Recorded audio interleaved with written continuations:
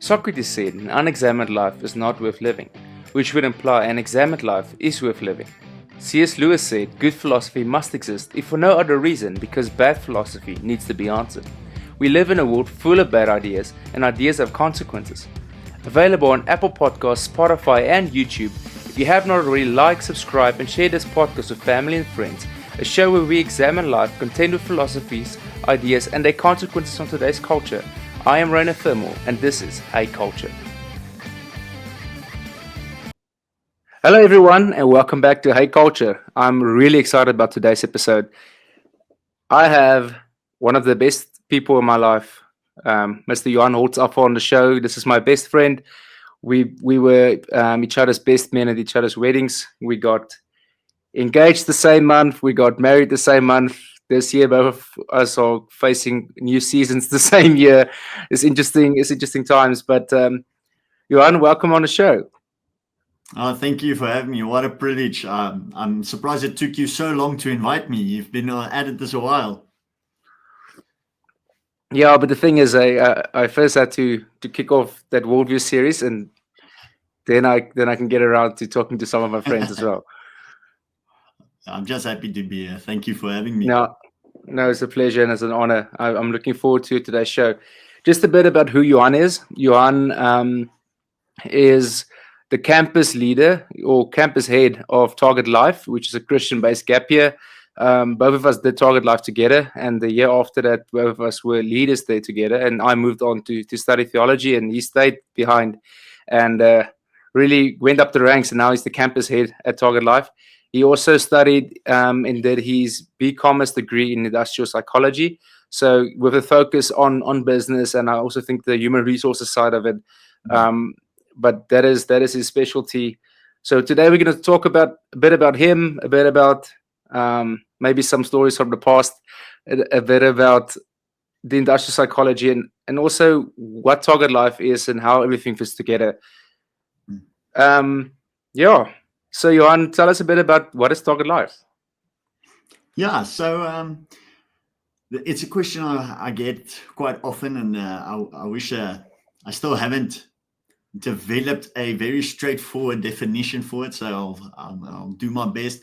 Target Life is a holistic development year for young adults. So it's a year we take a look at spiritual health, emotional health, mental health, and the purpose is to disciple and equip young adults to make an impact and be ready for the adult life. And so we touch on secular topics like how to manage your finances, relationships, career guidance, how to find your job or purpose, and so forth, but everything with a spiritual background. So, for example, if we talk about relationships, the focus is how to choose a wife or a husband according to the word, according to how God sees it. How do you date according to the word? Same with finances. What is God's expectation when it comes to your personal finances, or how are you a good steward for that? And then we do a lot of inner healing, a lot of counseling to get young people to a place where they've dealt with past traumas. And yeah, then it's a gap year, so we have to do something fun. So we take them on adventure learning camps, hikes, and we have a survivor camp, a countrywide tour. So there isn't a one-liner to what it is that Target Life is, but I think if I had to choose one, it's a very in-depth, intimate, personal discipleship year.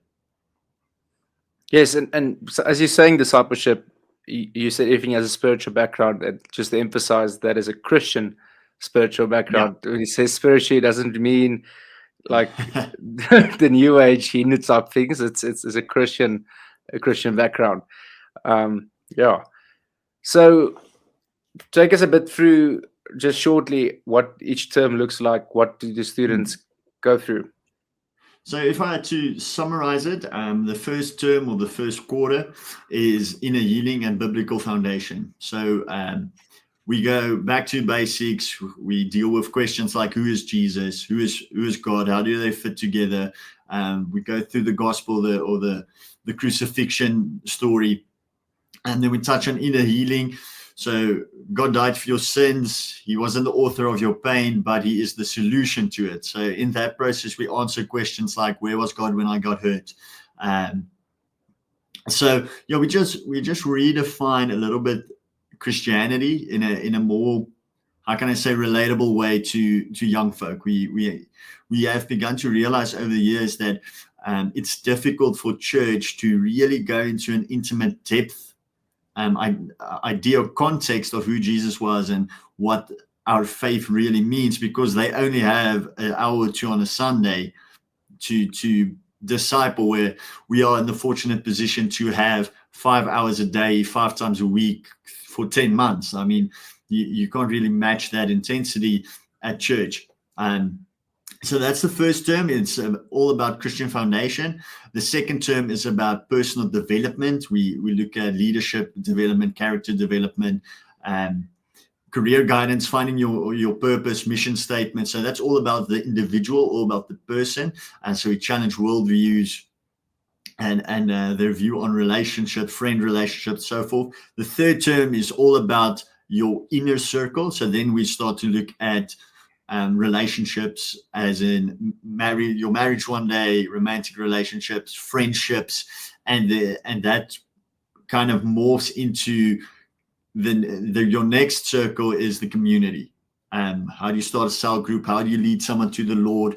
So we go from the part of healing to developing yourself, to making an impact in your immediate circle, to making greater difference in your community. So yeah, term 4 and 3 kind of merge together on that. But that I'll say is a really rough summary of how the year kind of goes.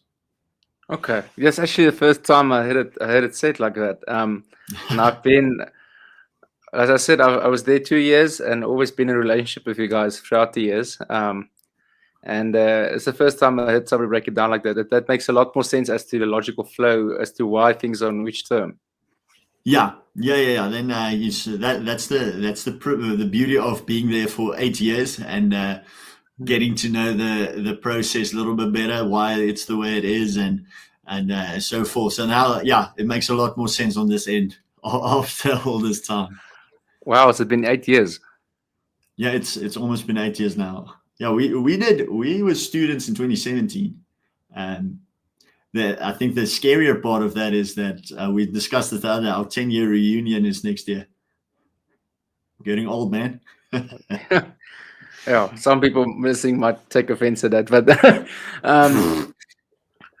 could you give us a quick breakdown with the adventure side to it? What the camps look like? I know you guys have multiple camps.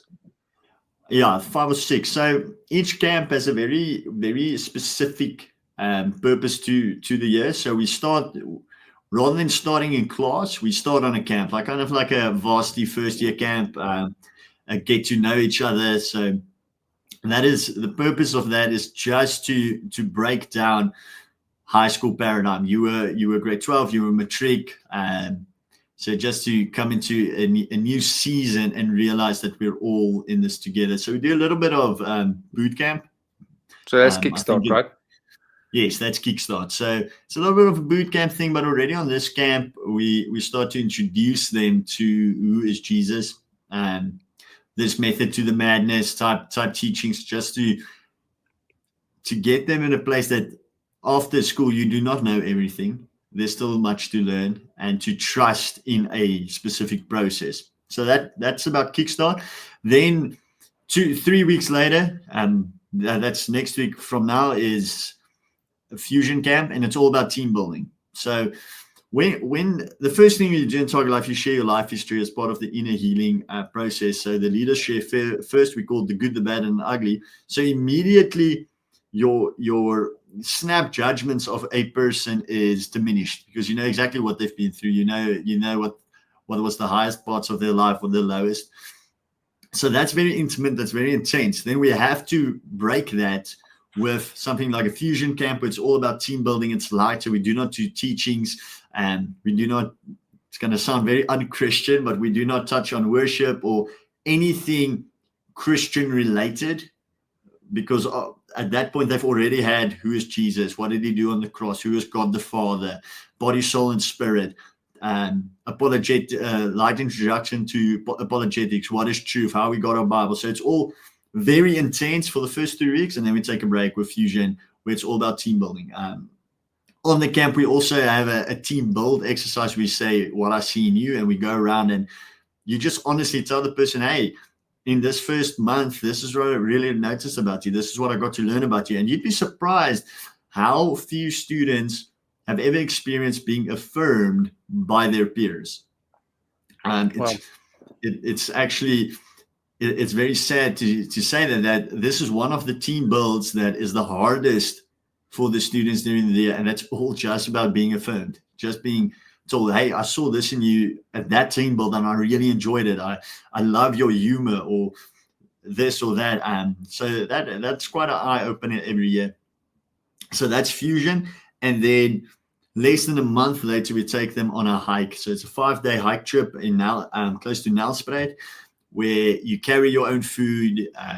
You make your own food on the hike. We sleep in huts and so forth. And that builds up to where we start working on the personal development, starting with character.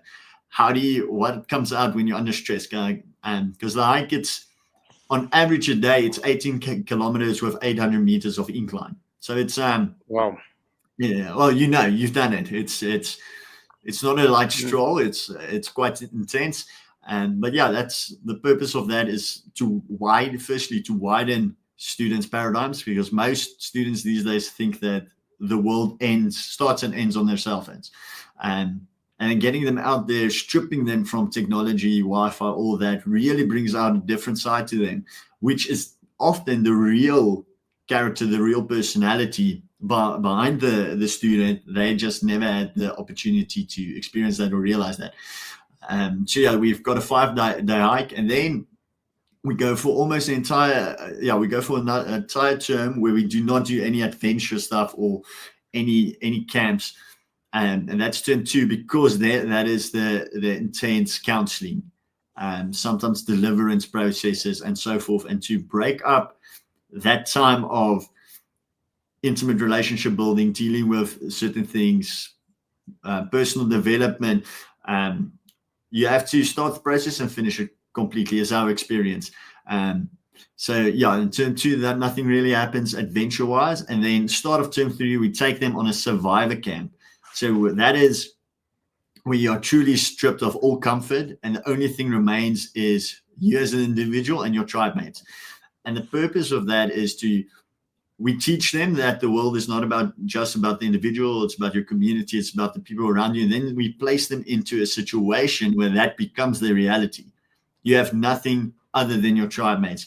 And you'll be surprised how people, strangers, or they might not be friends during the year, suddenly start to truly love each other. Authentic love, where it's a game, but if you lose a tribe mate, you are devastated by that loss. So that is quite it's a miracle in itself to see that happening every year. And then just to clarify what he's saying, when you lose a tribe mate, what he means is, if you're familiar with the TV show Survivor, you would know that there's tribal council, and then they would vote somebody out, right? Yeah. However, with Target Life Survivor, it's changed. The problem with that is that gives this environment of conniving and weaseling and manipulating, and to protect yourself, to get somebody else voted out rather than you. Yeah. However, Target Life Survivor, switch it on his head. It's the same type of thing. There's immunity challenges. There's food challenges. You're stripped bare in terms of your necessities, sleeping in the field. But when you lose an immunity challenge, the winning tribe picks somebody to come over to their side from the losing tribe. So you immediately start fighting to keep each other in your group. So you're not losing them as in death, but you are. I just want to clarify that. When you lose a tribe mate, it's because the other tribe took them, and that's really hard. No, I remember that. That's really hard. Yeah. Sometimes I forget not everybody is aware of how Target Life functions. So good clarification. You're welcome. So we've got the survivor, and then we cap off the year with a journey. So then we take them for 2 weeks. It's just a tour of our beautiful country, and it's so the students are required to save up for the journey. So it's a little bit teaching them the value of money. If you work hard and you save up, you get to enjoy something beautiful. So it's really a form of encouragement to not just be a victim of your circumstances. You can do something to change. You can go on a holiday if you work for it. So, and that's just a final goodbye.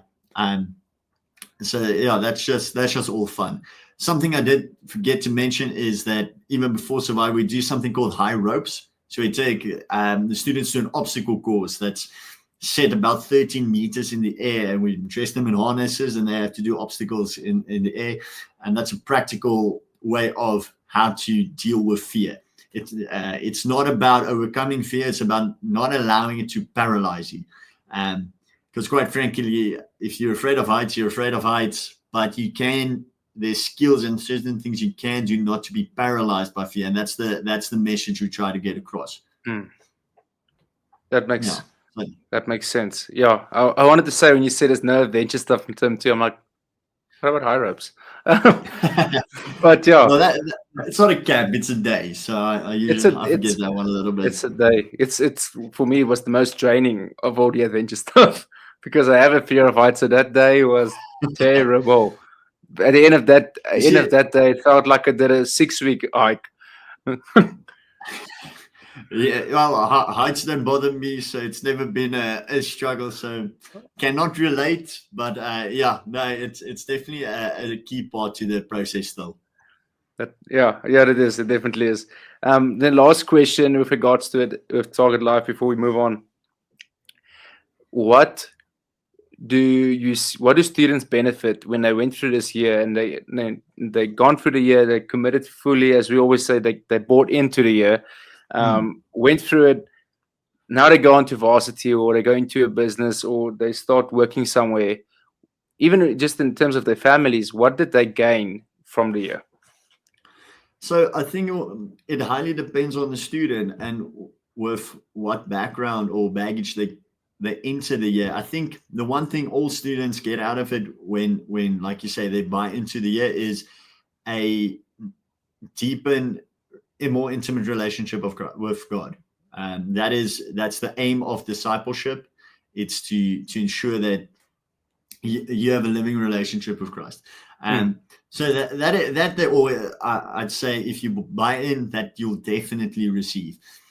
Depending on your background, so I can only speak from personal experience. I went out of the year with the tools to strengthen and better my relationship with my parents. So that's a big testimony in my life, and a total restoration in that regard.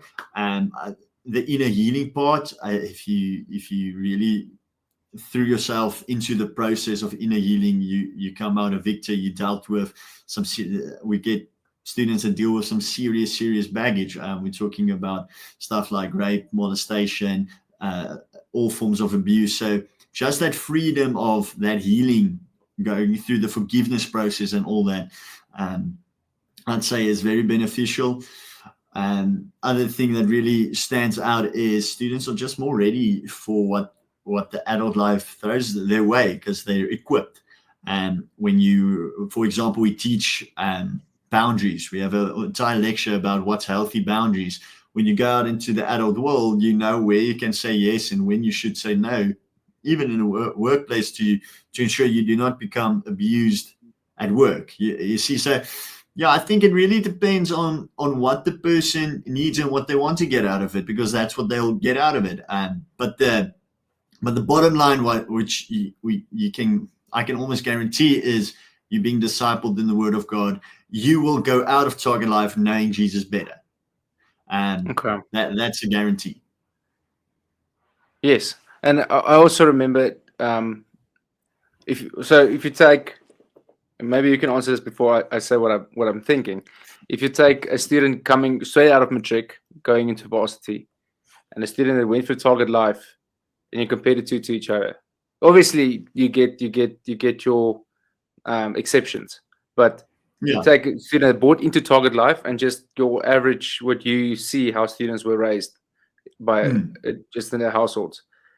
Yeah. Isn't there a thing, and I remember something similar to it when I went through it, that there's as if there's a leap in maturity gained from going through the gap year, going through the development and discipleship process, in comparison to coming straight out of school.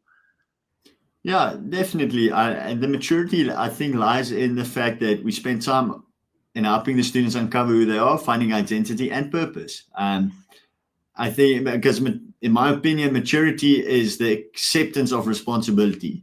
So a student coming out of school is still trying to figure out who they are, where they're going to. And if you're not sure, it's hard to accept responsibility for something you do not know. Where in our students' case, most of when they board in and get out of the year, they have a much better idea of what their identity is, a much better idea of what their purpose or mission statement is, whatever you like to call it. So they've got that to take responsibility of. And so, no, definitely, again, personal experience. When I was in Target Life, I was considering becoming a mechanical engineer. And during the year with the career guidance process and finding my identity, finding purpose, I decided on becoming an industrial psychologist. And and studying was never a burden to me. After that, I never questioned whether or not I'm in the right field. Obviously, exams isn't nice for anybody, but my studies never became a burden, and I actually felt motivated to complete it because I've got a task, I've got a plan, I've got a vision. So now there's definitely a different level of maturity, because also a lot of struggle students have lies in trying to please their friends, trying to fit in, trying to just make a name for themselves, and all those things are sorted out. So now you've got young people that they go and study because they've got a plan, they've got a vision. They're not interested in getting drunk every weekend. They're not interested in making out, all that. They've got vision, they've got purpose, and they know Christ. So you definitely get a more mature 20-year-old after something like this gap year than you get from directly out of school. Okay. Yeah, that makes a lot of sense. And I think that you mentioning what you studied is a good segue into what I want to ask you next. You touched on it a bit, but why industrial psychology? So I'm extremely mechanical minded. So I like step 1 to 6. I like to see how things fit into each other, and I think that's why originally I wanted to become an engineer. So what changed is I discovered I have a deep love for people during my time at Target Life. So I love working with people. I love being around people. And that kind of guided me into a direction that I need to focus my energy on people. So I love the concept of what we do at Target Life, and it's part of my mission statement is to maximize potential. So during the process, the first few months of the year is really frustrating because it's all about getting the student out of Egypt into the desert so that we can get them to their promised land. I function the best when we already have them in the desert and they're ready to grow and to learn. And during my time as a young leader, I uncovered this love that I want to maximize potential. I want to help people find potential, reach their potential, and I have a sensing or a pressing on my heart that is something really lacking in the workforce these days. And then I started doing my research, and supposedly, and that's a part of being an industrial psychologist in a company, you develop training protocols and things like that to help the employees reach their potential within the company. And there's supposed to be a more personal, intimate function in that, personal relationship, a little bit of counseling, so forth. And the HR departments don't necessarily function that way, but that is kind of where my passion and my goals came from. I would like to take what it is we do, making disciples out of young people, be able to take it into a corporate setting, into the workforce, because there's adults that never had this type of opportunity. They never had this information available to them.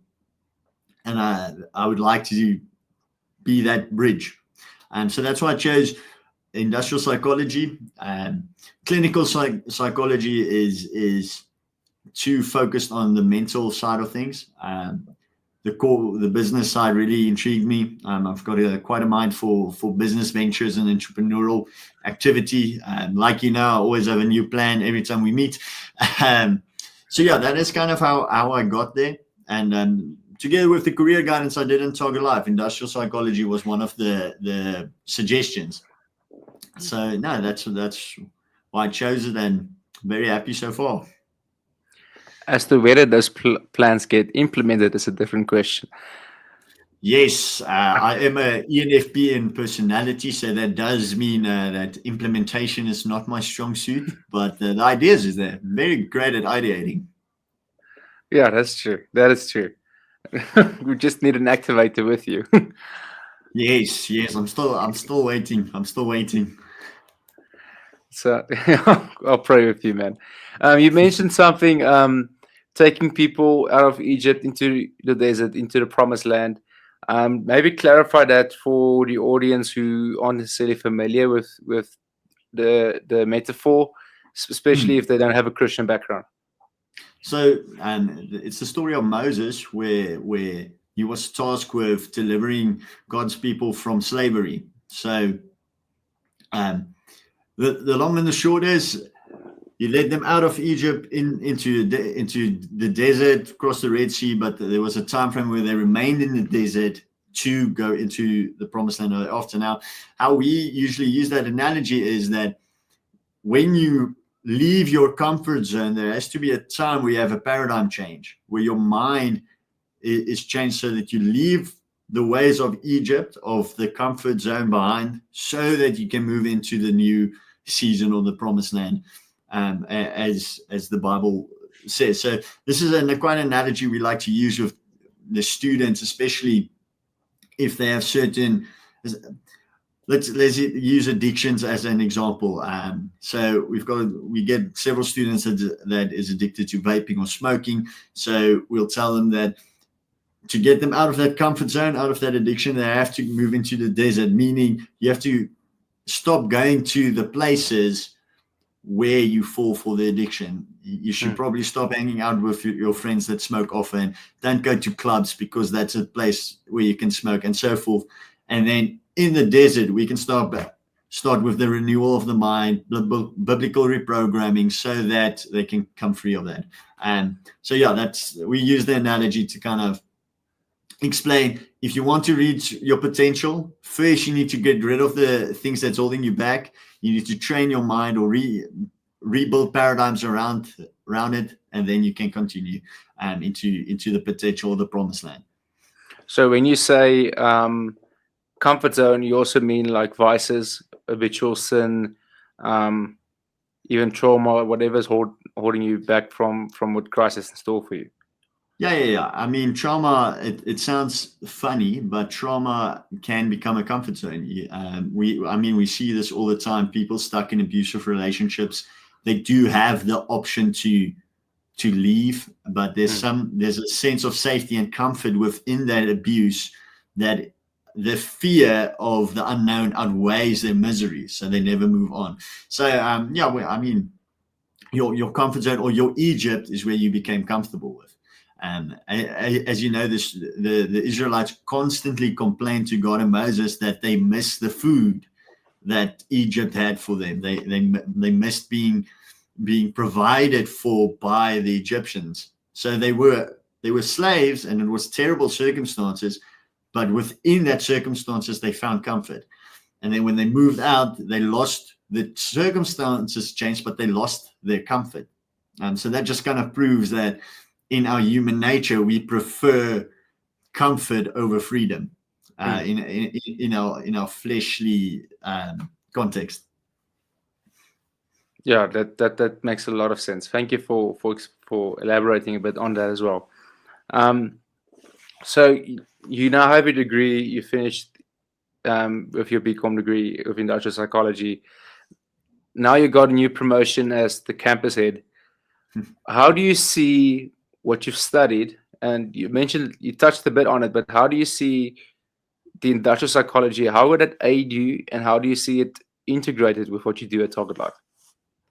Yeah, I think so. I'm a advocate of going to study and getting a degree, not necessarily to be in that world you study to get the job or the occupation, but something that studying does help with is understanding process. And I think in my line of work, process is very, very important because you get different stages. Now, not just the act of studying, not just only trains this into you, but my field that I chose to study is filled with processes, or teaching how to navigate or set up processes. And how it's helping at this stage is when you work with people, you need to understand that there is in any process, you get to a point where you have to melt the pot. So it's the analogy of melting up all the gold you just mined with all the impurities coming to the top. Now, if you misunderstand process, you're just going to see the impurities of the individual. And a lot of times it's at that point where coaches and mentors walk away because they can't deal with the impurities. But you have to deal with that. You have to get it out before you can harvest the pure gold. So what happens in Target Life often, we call it we open the tub with worms in it. So as soon as we start dealing with the inner healing, then the real hurt comes out. We tear open the wounds again so that we can clean it. Just to give an example, so the student's behavior is not going to be the best in this process. And we see it a lot. As soon as we start dealing with the deeper traumas, a student will suddenly act out. They start smoking again, or they go out drinking one evening, or they become disrespectful. And if you misunderstand process, you're going to see that as rebellion, and you're going to see that as a negative, where in reality it has that impurities and that bad behavior has to come out because it is proof that the process is working. And after that, when you get all the impurities, all the bad behavior, all the hurt out of the way, then you get to unlock the deeper potential. And probably the best example is every time we've got a student, it's clear as day they are meant to work with people. They've got exceptional skills and talents with working with people. They were hurt by people. So they come into the year, they hate people, they want to be on their own. Now we go through the process.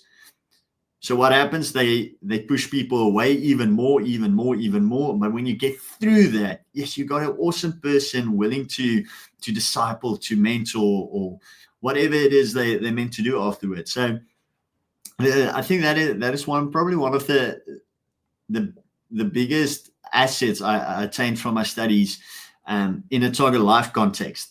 And I do when it comes to the more day-to-day type things, I do the HR work. So obviously that helps. The entire degree is focused around human resources. So it really helped me in how I treat my colleagues, how I deal with conflicts and so forth. So on the operation side, it obviously helped a lot, but on the deeper end of things, understanding process and understanding that things have to get worse before it gets better helps a lot, especially when students start acting out and so forth. Okay. Yeah, that makes sense. But also I think so I don't know exactly what your new role entails. And if you want, you can elaborate on it. But I'll give you a moment now. But when you guys are, as I know you guys are constantly reviewing your program, renewing things, and I think also, don't you think, like the industrial psychology would also aid you knowing implementing a new process even, or a new program even in the year? Yeah, I think so. We decided that this year we need to rethink the entire thing. As you said, we're constantly trying trying to figure out what works, what doesn't work. And we realized that over the last couple of years, we became very stuck in a certain way. Target Life looks the same every year. I mean, up until I think last year, maybe the year before that, Target Life would have kind of felt exactly the same to the time we did it. But the caliber student coming into Target Life isn't the same as we used to be. So we've adopted an approach to go back to asking ourselves, what's the principle we want to get across? And we focus on that. And as soon as the principle has been delivered or has been taught, we back off. Then we carry on. So that does mean that I think if you've done Target Life in the last maybe 10 years and you come to visit now, you'll feel like we've stripped away all the meat and we're back to the bones type thing. But we've noticed that it helps, or that's where the students are at. That's what's needed.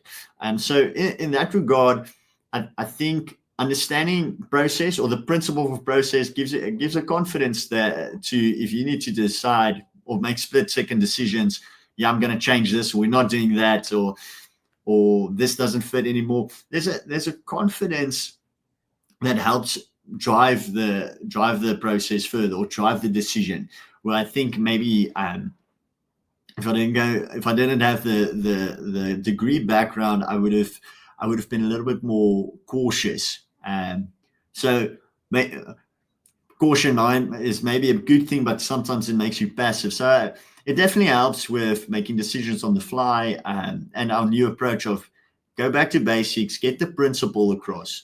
I mean, that's all Jesus ever did. He just tried to get principles into our heads, and we complicate it, and then we find different doctrines. So yeah, I think that's the best way I can answer your question. Okay, yeah, that makes sense. Would you like to elaborate a bit on what your current role is and what it entails? Yeah, I'm figuring it out as well. Yeah, I think that I'm just responsible to ensure that the students get the process and the attention and the healing they need.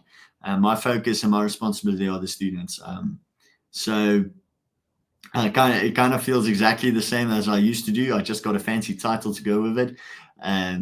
But yeah, my job is to disciple young people. The day-to-day things, the admin side of it doesn't really matter. I mean, I make disciples. That's the job title. Yeah, that makes sense. That brings me to my next question. So you mentioned earlier it's been 8 years. This is your 8th year being on the leader side of things. Yeah. This will be the 9th year. Yeah, since you got involved with since you got involved with Target Life.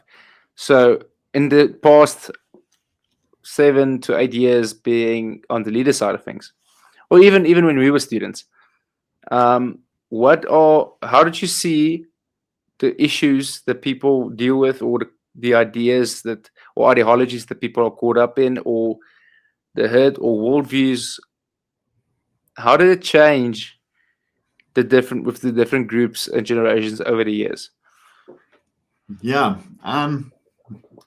Well, firstly, one thing that's very clear is that families and the quality of families has deteriorated quite severely. I remember, especially in our year, I remember that the majority student came out of a good Christian home. Mom and dad was together, no complaints. It was decent. There was issues, but I mean, decent family experience. Another thing, we rarely had students that used to be sexually active before coming to Target Life.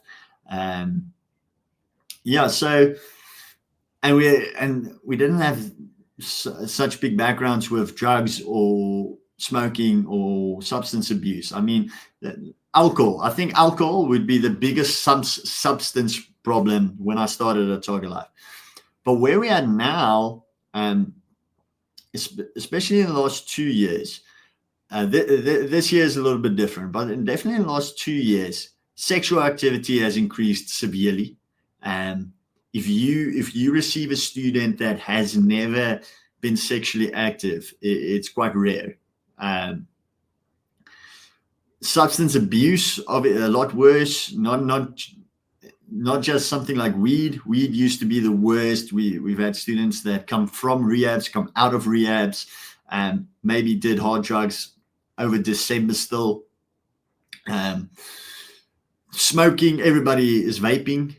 So there's definitely a great increase in substances, addictions, and broken homes. Broken homes, very, very apparent. If you get a student that comes out of a good home, that's rare now.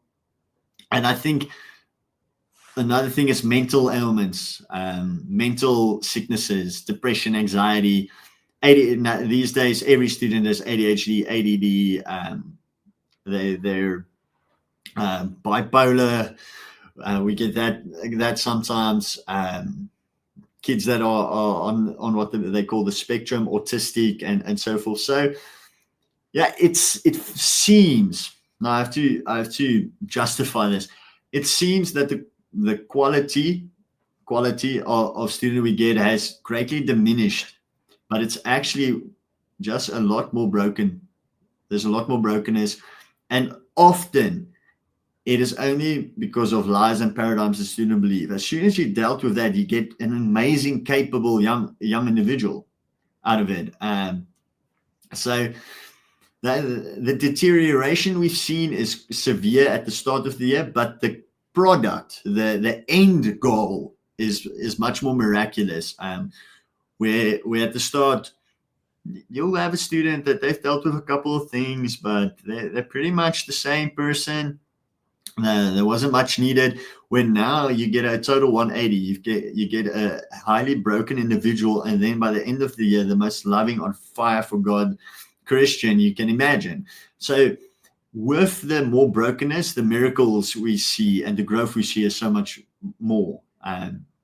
So it just proves how faithful God is. The more broken, the greater the miracle. But definitely over the last 10 years, the deterioration of living circumstances and brokenness is quite severe.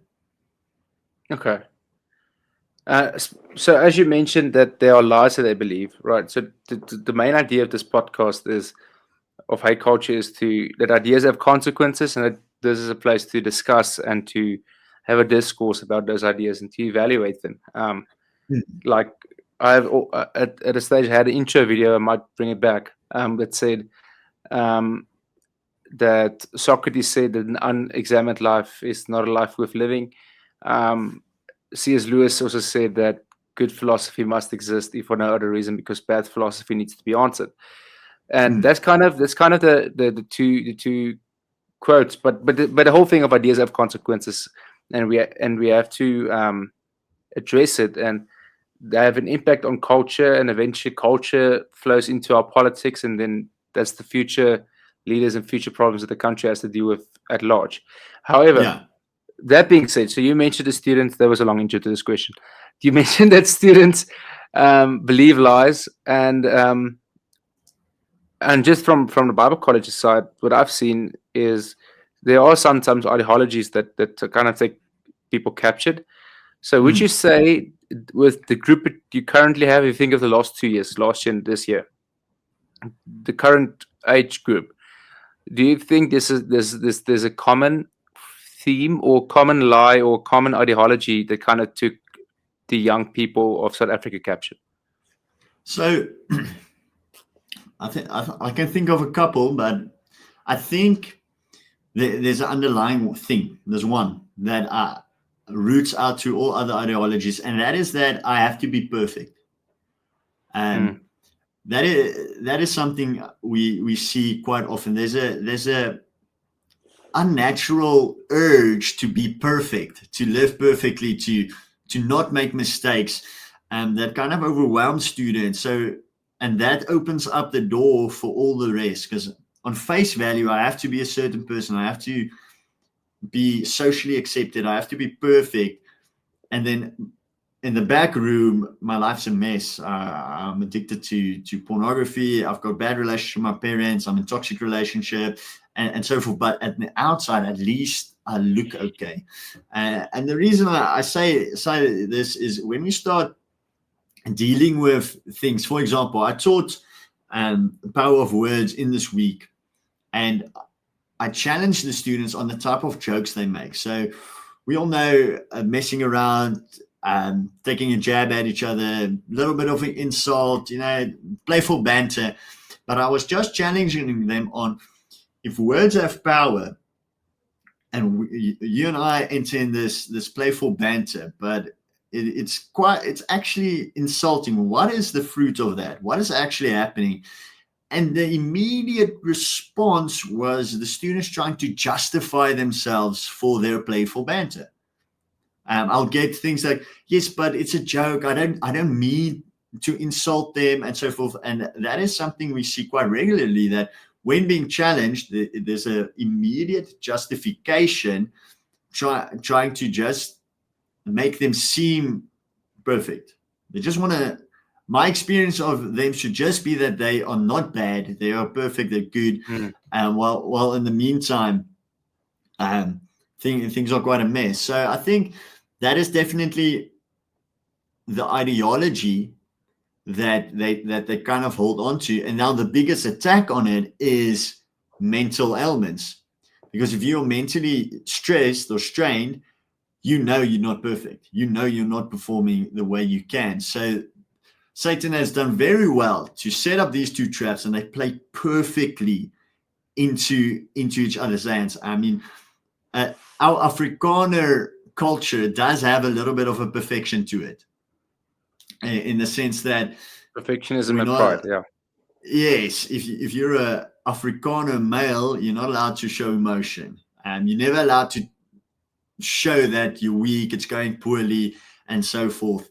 And if you're a woman, you're never allowed to admit to problems with your kids or problems with your relationship, your marriage.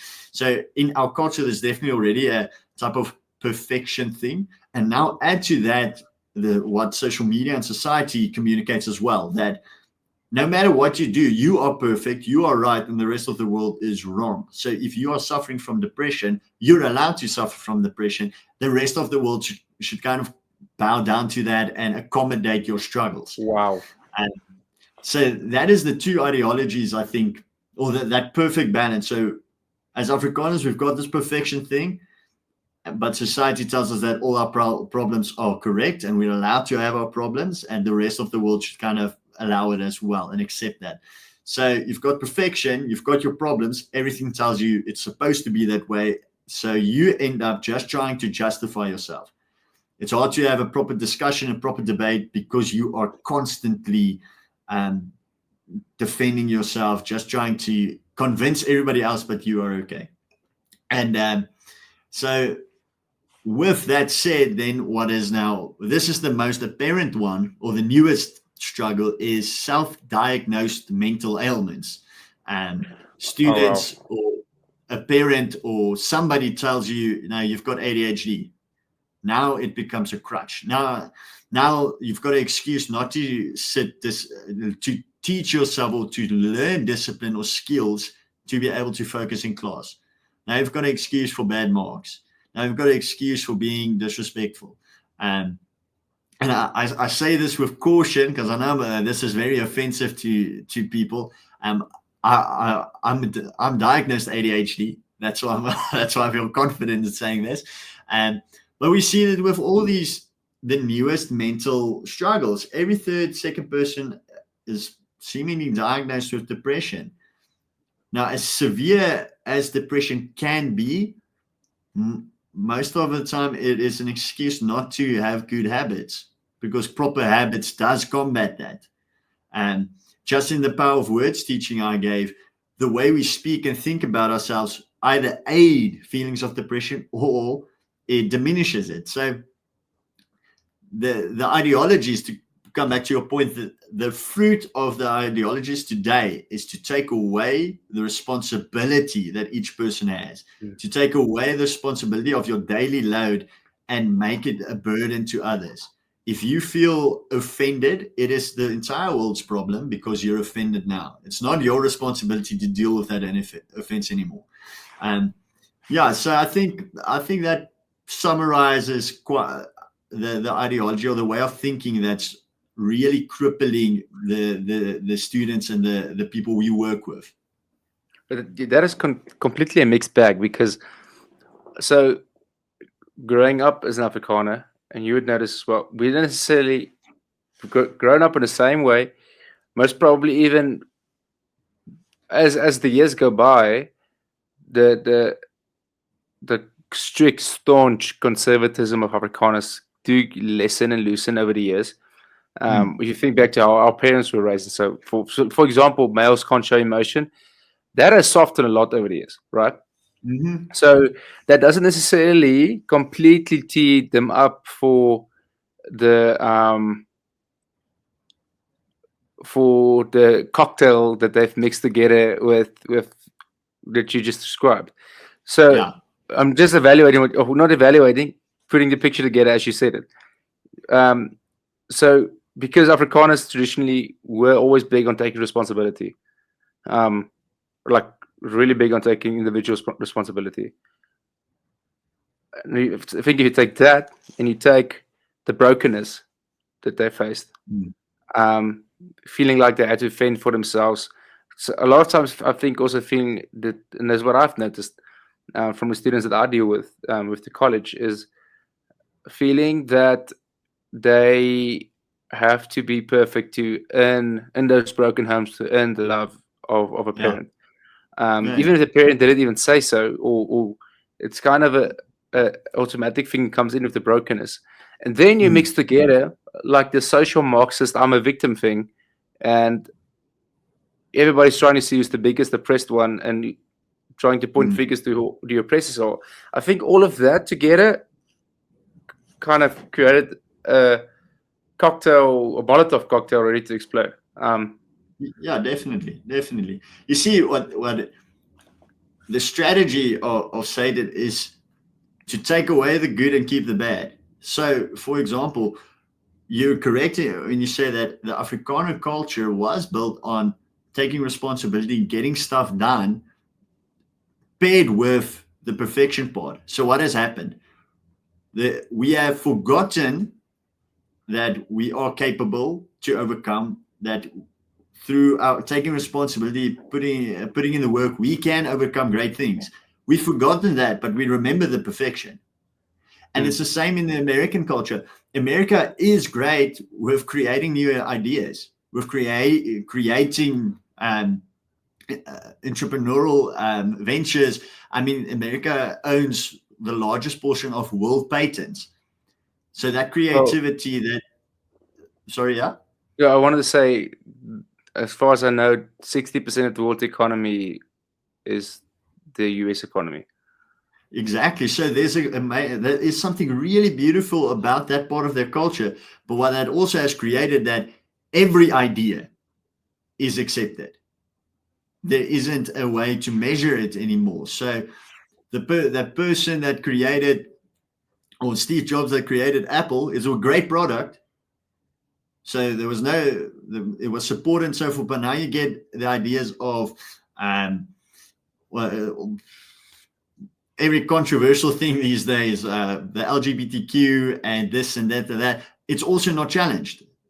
It just allows. I mean, how did 1% global population get the entire world get on the entire world's nerves? Well, that alone would take 2 podcasts, at least 2 episodes to divulge into. Yeah, definitely. So back to the point. So the strategy of the enemy is to just make us forget the beautiful part of our cultures, of what makes us unique. And that comes down to your identity, relation. I mean, just look at religion. People conveniently forget or choose not to think about what makes Christianity really unique and precious, which is to have I don't have to work for my salvation. I get to have a personal relationship with Christ, but the focus is on all the bad. making Christianity one of the probably the most persecuted religion in our history and today. Yeah. Actually, just quickly for the audience, when I said 60%, you can fact check me on that. That's hearsay. I heard it. Somebody else told it to me this week. But if you find the actual stat as to how much of the world economy is the US economy, put it down in the comments below, please. Then, so I speak under correction. So I want to get back to the depression thing, right? I disagree a little bit. Like I think good habits can help a lot. And I know you don't speak into like the true chemical imbalances, medical depression, that there's truly like chemical imbalances in terms of your hormones in your brain that needs adjusting. But I think you're speaking more to like the negative thought spiral type depression. Yeah. Sorry, I'm going to give you a chance now. So yeah, I think good habits can help it. But the thing is, when you want you in that pit, to start implementing those good habits and that responsibility is hard. However, I don't know if you're familiar with this. There's a podcast, two episodes, that Jordan Peterson did with, or I said that name really fast. Jordan Peterson did with a female psychologist. So two psychologists speaking to each other. I think both of them are clinical psychologists. I know Jordan is. And they said that apparently it's an established fact within psychological circles that there's a direct correlation between the negative thought spiral depression, not the chemical imbalance one, the negative thought spiral depression, and the amount of time you spend thinking of yourself. Not how much you think of yourself, like you think too much of yourself, like how often you are the subject of your thoughts. That could be in two ways. That could be egotistical, thinking of how great you are, looking through your lens, or it could be like everything is revolving around you type thing. Yeah.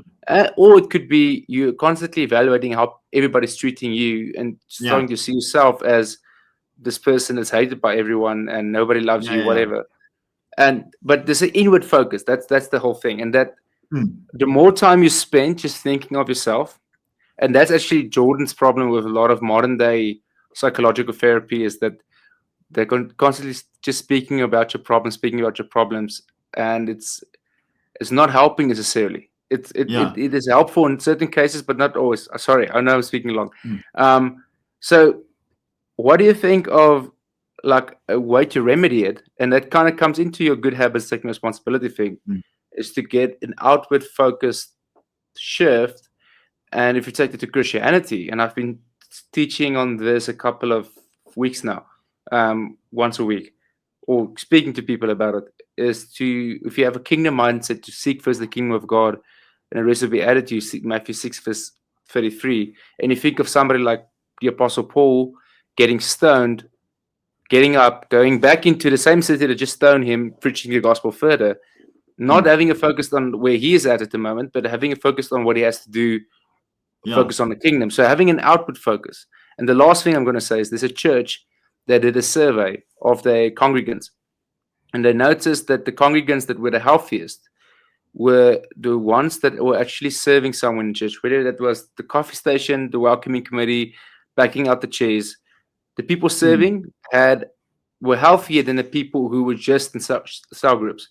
Like some of the people serving were in cell groups, but the ones that was the only place that they were involved in with cell groups, where people constantly ask you how you're doing, and you get a chance to speak about how your day was or how your week was. But the people who had an outward focus there, that I have to do things for Jesus and for the kingdom and for other people, and I have to love my neighbor, lay myself down. A lot of times God meets you there, and the healing comes when you're not focused on yourself. What do you think about it? So if you look at the human, the human being, the human race, and so forth, we are incapable of achieving greatness without others. You get people that they get the sunshine or they get the spotlight, but the reality is we do not achieve anything on our own. We were made for community, and a community only functions when the community is served, not the individual. So I agree. I agree totally with it. If you take any addiction, if your focus is to stop the addiction, stop masturbating, stop watching porn, stop smoking, you will never get free of it, because you allow your mind to constantly focus on the problem. You want to get rid of the problem. You need to change your mind to not think of the problem. You need to start thinking outside of the problem. You need to start shift your focus away from that is stealing it. So that makes totally sense. I totally agree with it. And I mean, you can see that. Let's take a pride of lions. Everybody is very impressed by the male lion because he never hunts. With the mane, it looks the prettiest. It's the most majestic and so forth. But he is the ultimate server of the pride because he's the protector. You understand? So there is purpose in that regard. So I'll even go as far as say, if you are unsure of your purpose and you're not practicing your purpose, you're much more susceptible to things like depression, falling into victim mentality, because you don't have a place to serve. That's the bottom line. So this statement makes a lot of sense. And when you look at depression, I believe there's three causes to that.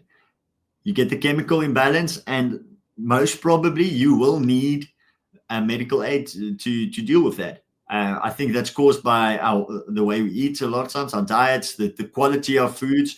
I mean, you more than others understand that the quality of our food is absolutely trash. And the hormones, I think, things pumped in it. So yeah, no, the chemical imbalance thing is a problem. I do believe there's a spiritual side to it. I do believe that I'm going to call it the spirit of depression, and can be assigned to an individual. I believe that, but I also believe that in the name of Jesus, you can get rid of it. And the reason I talk about the solution to depression is good habits is because it is a dopamine and serotonin thing. I mean, the definition, a loose definition of depression is the lack of joy or the lack of happiness. You constantly feel blah. You don't feel bad. Chronic depression is you don't feel bad, you don't feel good, you feel nothing. And then when you feel bad, you feel it a lot worse. So it's a lot of times it's a serotonin and dopamine problem. A lot of times it's a circumstantial problem. Your circumstances don't allow you to feel happy or feel joy or whatever. And it's a saying that says there will always be more bad than good in your current circumstance. You can either choose to focus on the bad, or you can choose to focus on the good. And again, it's about getting out of your own mind and getting out of being a victim and having the discipline to master your mind. But that is a quality, I call it mental conditioning. That is a quality or skill that is rapidly declining in people these days. And a reason for it is overthinking. How often have you heard someone using I'm a chronic overthinker as an excuse for not being able to comply, not being able to achieve their work, not getting an assignment done on time? Now, my theory on overthinking is that, let's take it, if you don't exercise and you keep on eating a lot of food, but you don't exercise, food has the potential to be energy. If the potential energy is not used, it's stored in fat. And then you receive the energy from food, but you're lazy and you're sluggish and so forth because it has been turned into fat. Now, our brains and our minds work exactly the same. Because of social media and the rapid increase of screen time, we are feeding our minds with so much stimulus, so much information, so much substance, and we do not have a release for it. We do not use it. So we fatigue our minds to process. So what happens? Whenever you are not on a device, on cell phone, or distracted, you're left with this unused activity in your mind, and that's when you start overthinking. You cannot get a handle or order in your mind. So now you're constantly overthinking. You can't focus. You can't get anything done. And now you become passive because you can't get yourself to go anywhere. You can't practice your good habits. And so it all spirals down. Now it's an ADHD. Now you're diagnosed ADHD. Now you've got a problem. You've got a medical condition or ADD.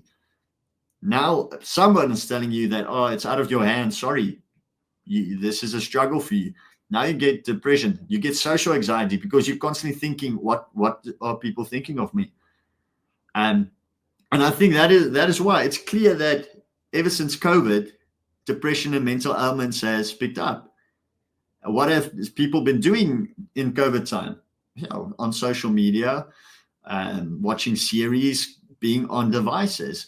And I think that is a habit that just hasn't been kicked yet. I mean, I can tell you with all honesty that I think my average student spends at least 5 hours a day on social media, at least. And I mean, that is more than a fifth of your day. So, yeah, no, so I think depression has become a great struggle or great concern in society. But I think we aren't willing to acknowledge the root of the problem. Like Jordan Peterson said in the example you used, you have to stop coddling the victim and get them to start doing something. And unfortunately, the hard truth or the best course of action, get over yourself and stop it or do it, whatever you need to do or so forth. That sometimes that's the hard reality. Yeah, I think that is a lot. That's a part where it's difficult, because I think when it comes to being outwardly focused, it's a lot preventative. But once if you really get into the pit of being chronically depressed, and even Jordan himself, the route to get out of it isn't always as simple. We want to get that, but because lack of motivation is also there. It's never easy. Yeah, no, it's not easy, and I think it's an intricate problem. But definitely, I'm definitely not that qualified to really go into depth of it. But I see we've actually gone past the hour mark. What I forgot to mention to those at home is that Johann also has his own podcast. He's a co-podcast host with Ruben van Vieren, Afrikaans podcast called Bevange. It's also a mixed bag. One episode would be serious, depending on the guest. The next episode would just be fun and games, but it's quite entertaining to watch. And the quality of video is definitely higher than this podcast. So have a look at it. They have an amazing studio. Two funny guys, really having a jaw going at it. I was on their show once. Hopefully, prayerfully, future again, if they would have me back, if I'm not too serious for the show. But asking me that on your podcast, ish. Oh, yeah, you see what I did. I see what you're doing. Yeah. No, but yeah, go subscribe to that channel. I'll put a link in the description. And also, before I say goodbye, Johann, where could people find you on social media and so forth? So I've only got Instagram, so it is Johann Holzapfel. So that is HOLZAPFEL. I do not post at all. So, but you can go and follow the page. So thank you. It's been a blast. Yeah, it was wonderful. Time went by fast, and there's still a lot we could have said. Maybe there's a version 2 coming in the future, but that's all dependent on you. That's dependent on me, and actually, I still have to confirm it, all the dates and all the shows and all the guests, but I might have episodes planned up until next year March. Oh goodness! But I have to confirm with all the guests. Not all of them know that I have them planned for certain episodes. But for Lord willing, that it will go according to plan. But Johann, thank you. It was really amazing, man. I love you. It was an honor to speak to you on the podcast. No, thanks for having me, brother. Anytime. Okay, to those at home, I hope you guys have a good time. Until next time, remember to like, share, subscribe, ring that notification bell. And most of you who watch the show aren't subscribed yet. That's the first time ever I said that in a video. But I know everybody says it. That's the first time ever. Took me 22 episodes to say that. Just saying. To get there. Yeah, 22 episodes. But like, subscribe, hit that notification bell, share with family and friends. As I said, we deal with ideas that have consequences. So, yeah, share it around. This is a place where we can discuss different ideas. So, to those of you at home, until next time, goodbye. Thank you for watching and or listening to Hey Culture, a podcast that wants to shine a light in the darkness. If you like this episode, please like, subscribe, share, and ring that notification bell. On Apple and Spotify, please review and rate this podcast. I'm René Fermor, and this is Hey Culture.